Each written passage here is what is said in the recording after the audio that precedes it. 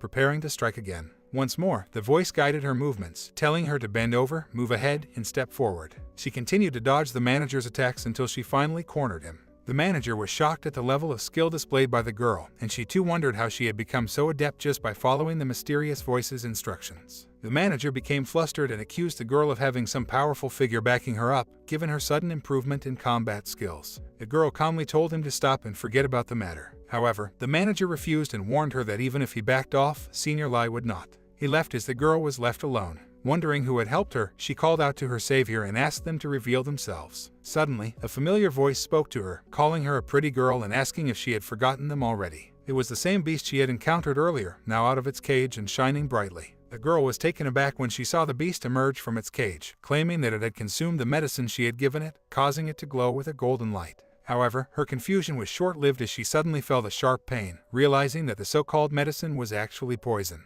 She couldn't make sense of what was happening. The beast noticed her distress and looked at the screen in front of it, which displayed the message "Gave you her last pride." From now on, you could transfer your thought to her and talk to her in mind. As you ate poison, you gain poison resistance and can eat poisonous food. The beast then explained to the girl that it was just a shadow clone of itself, created to communicate with her. The beast had lied to the girl to keep the system functionality a secret. However, the girl was overwhelmed with gratitude towards the unknown beast who had saved her. She asked if he was okay and the beast chuckled, assuring her that he was unharmed. The girl then released the magical cage and expressed her gratitude to the beast, pleading with him to leave before the sex people found and harmed him. The beast questioned what would happen to her if he left. The girl replied with determination, saying that she had already offended Senior Lai, and the sect would come after her anyway. The beast resolved to stall the sex people and buy her some time to escape. He urged her to run away as quickly as possible. The beast declared that he would not let anyone die under his watch. He challenged Senior Lai, saying that he would show him the consequences of his actions. He then asked the girl if she believed him, and she nodded in agreement. Meanwhile, the manager made his way into a luxurious hall, sweating profusely. There was a man sitting on a high platform in a fancy chair, surrounded by several beautiful women.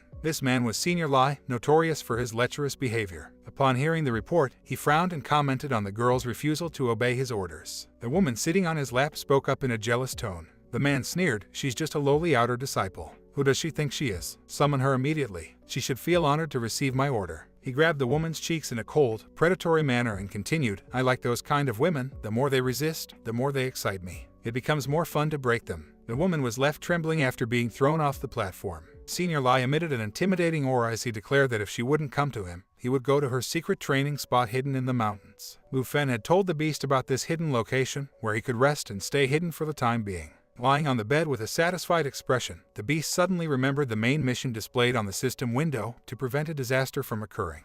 It dawned on him that this could be the legendary epic rank mission that every player aspired to complete. No one knew when or how the disaster would strike. This disaster mission was despised by all the players. It included demon invasions, monster hordes, divine interventions, and even the resurrection of demon gods. The chaos that would ensue was overwhelming, and the beast felt scared and helpless, struggling to find a way to survive. Suddenly, he heard a melodious voice calling out to him, "Little thing, I have prepared a medicinal bath. Come, let's bathe together." The girl's words and her presence stirred something within him, reminding him of his manly emotions from his past life on Earth. He gladly accepted the offer and submerged himself in the hot, soothing bath. But noticing the sadness in Aang's expression, he asked her what was wrong. The girl emerged from the river and the beast asked if she was worried about Senior Lai. She replied that she didn't doubt her benefactor's words, but she feared disappointing him because Senior Lai was extremely powerful and cruel. The beast reminded her that she had previously mentioned that Senior Lai was 2 levels above her in terms of power. He then began thinking about cultivation, a training method in the game Fate Chess that could increase one's strength. There were 10 stages of cultivation in the game Fate Chess. Aang, being only